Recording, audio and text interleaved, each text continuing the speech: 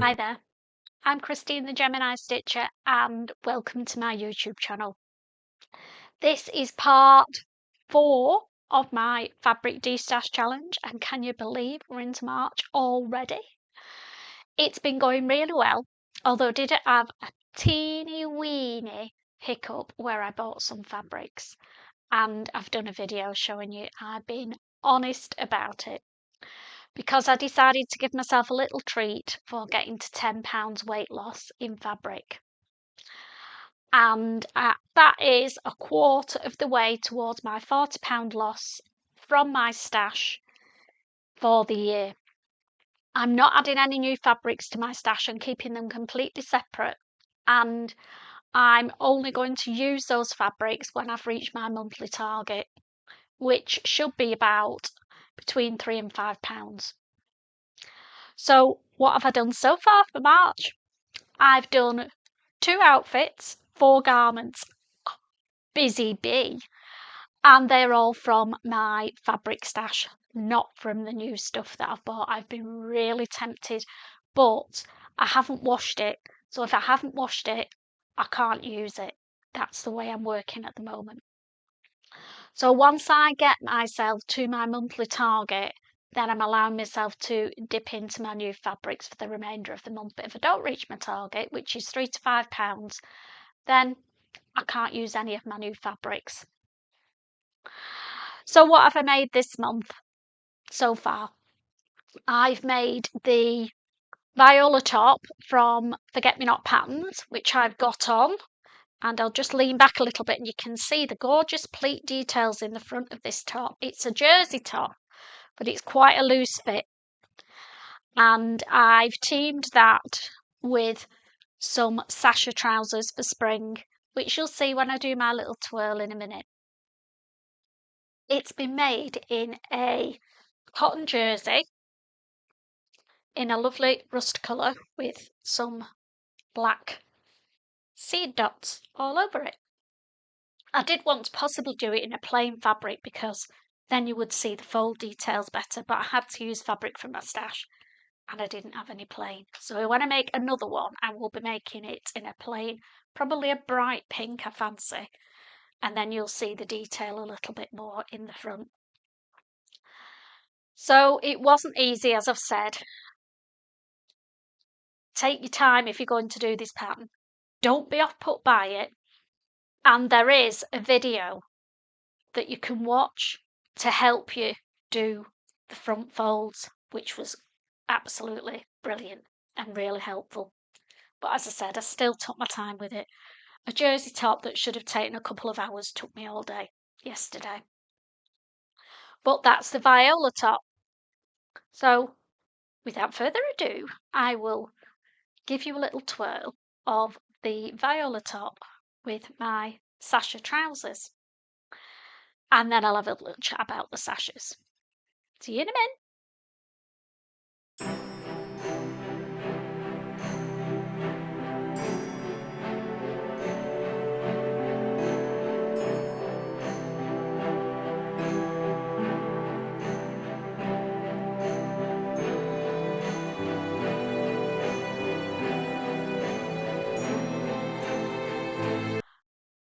So, what do you think?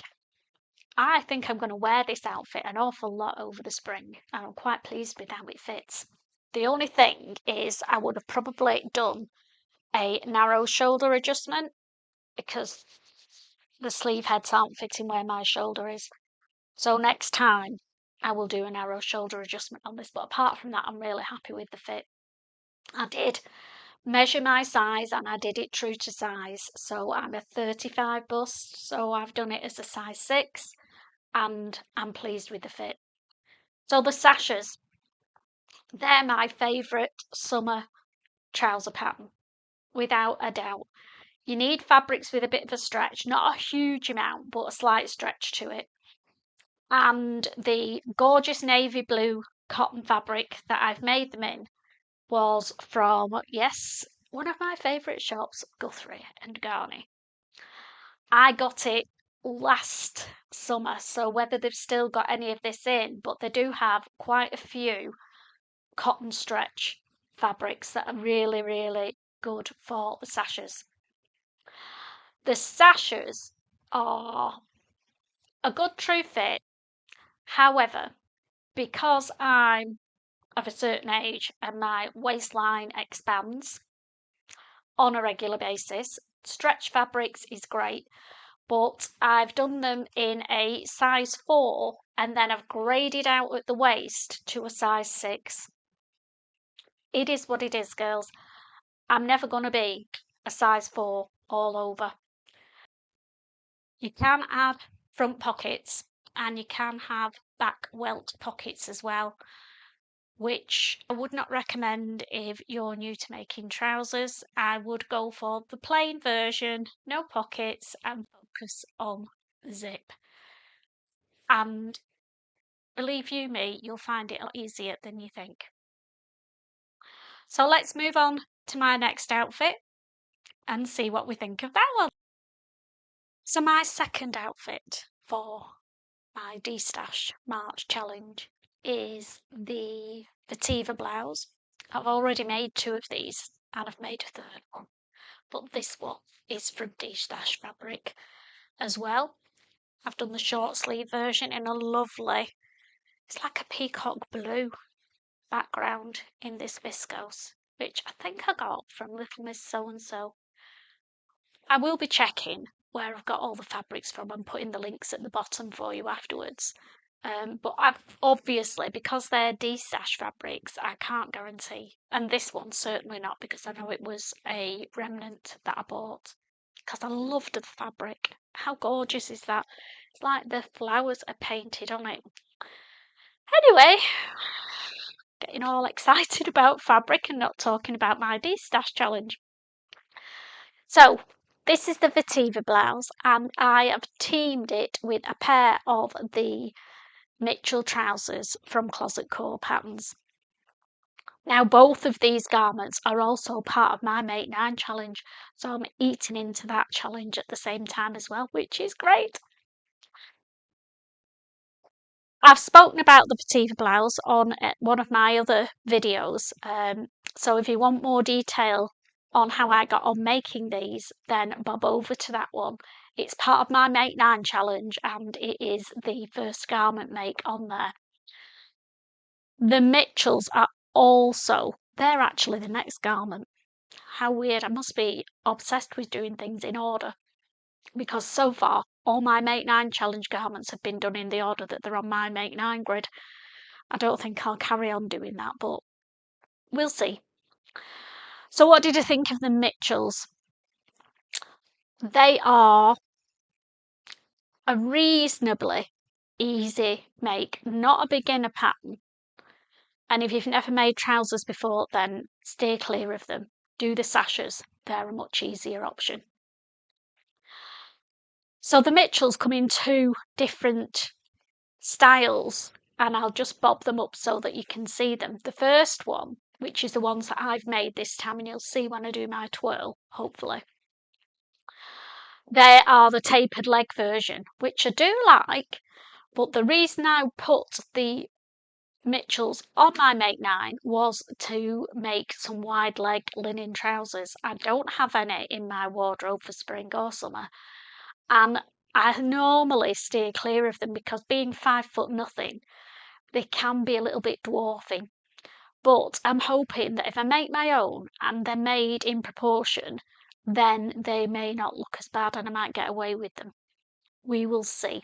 I've got some gorgeous ochre linen fabric on order, so we'll see what that is like when it arrives, and if it's nice enough and weighty enough, then I'll be making the Mitchells out of that in the wide leg ones. I'll just stand up and see if you can see what I mean. There's the pleat. So the pleat is sewn from the waistband down so far, and then it joins with the side pocket to give a lovely feature on the trousers.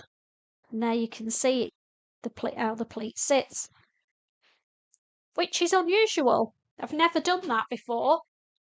It's unusual, that one. But there was measuring, and you had to follow the process and trust that the pattern would work, which is why I'm saying a beginner to trouser making, it's probably not a good idea. There's too much measuring and trust in the pattern, because I'd never done it before and I wasn't convinced it was going to work, and hey presto, I just followed the pattern instructions, did my measuring accurately, and it's worked. So I've learned a new skill. Yay! So I'll give you a twirl now of the Mitchells, and then I'll have a little bit of a talk about the patterns and sizing, etc. at the end, of any gadgets I've used. See you in a minute.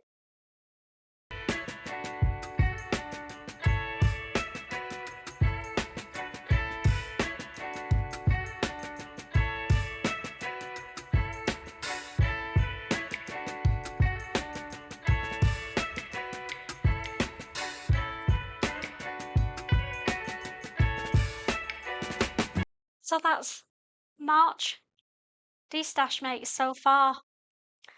So I've made 4 garments, which are the Vetiver blouse and the Mitchell trousers, which I'm wearing. And then the other was the Viola top, jersey top from Forget Me Not Patterns. And I teamed that up with a pair of gorgeous Sasha trousers, all ready for the spring. So what gadgets did I use other than, because I'm a gadget girl, if it makes it easier, I'm all for it. So apart from the fabric, the buttons and the thread, what else did I use? Oh, the patterns, obvs. But we'll start off with the Viola top. Now that was the jersey top. So the things that I used to make my life easier when doing the jersey top, the first thing was this stay tape. There'll be a link below for the Amazon link, which is where I get most of my bits and bobs. And basically it is comes on a roll, and one side it's like interfacing on a strip. So you could just use a strip of interfacing, you don't have to use this stuff. And you iron it where your shoulders are on the garment, and it keeps it stable. The other thing I used on the Viola top was this Stretch Fix T30. Now I used this on the cuffs, on the hem, to secure them. So basically it's on a strip. Let's check it out and you can possibly see it a little bit better. So it's like paper. Hear it rustling. And it's glue on one side. So you iron the glue side down onto your fabric. So I iron it all the way around the hem. Let it cool a little bit. Peel the paper off and it leaves the glue.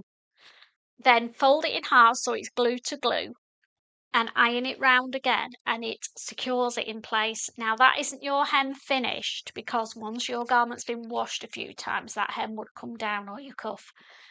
So I then do my top stitching round the hem and round the cuff with my twin needle. But this stuff, if you've ever experienced it where when you're doing top stitching it ruches together or it stretches out and goes all a bit wonky, this stuff, it's for stretch fabrics and it holds everything in place, and my goodness, does it work. So I recommend using that. I actually also used it, a little bit of it, because that had a shaped neck on the Viola, you can see from the image there. I used it to secure it around the neck as well as doing the hand stitching that they recommend, just to keep the facing in place. I think it's created a really neat neckline on it, so I'm pleased with that. So Stretch Fix and Stay Tape. So the sashes, I followed the video by Guthrie and Garney on how to insert a fly zip, and I've put the link for that down below. I always look back on it just to refresh my memory, because there are a lot of stages to putting a fly zip in, and it doesn't always make sense. You'll remember a little bit earlier on when I was talking about Mitchell trousers and saying there was a lot of measuring and marking to do on them. My last and final little gadget that I've used is one of these babies. It's called a Chaco Ace pen. And basically what it does is it looks like a pen, and it writes like a pen, but it rubs off.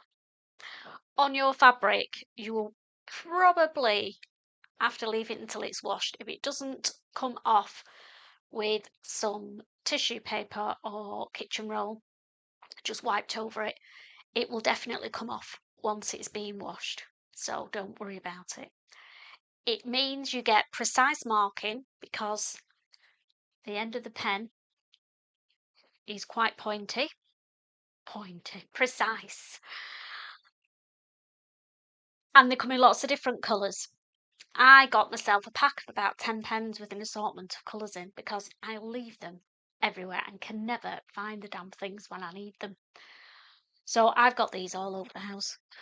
That is not a joke, it's true. Again, I will put you the link below if you want to try using the Chaco marker pens. There are lots of other things that you can use for marking your fabric, but they're basically all the same thing. You mark your fabric and the marks disappear afterwards. Some you have to iron the marks off, not with this. So that's it. 4 garments made in March. Whoop whoop! Who'd have thought it? If I carry on like this, I'm going to smash my March target for my de-stash. So fingers crossed, guys, and keep watching. Have a lovely sewing day wherever you are. If you've not subscribed and you want to carry on following my de-stash journey or my Make 9 journey, then hit that subscribe button. It's free. And if you've got any questions at all about anything that I've shown you in this little video, then just comment below and I'll get back to you. Take care and be safe. Bye.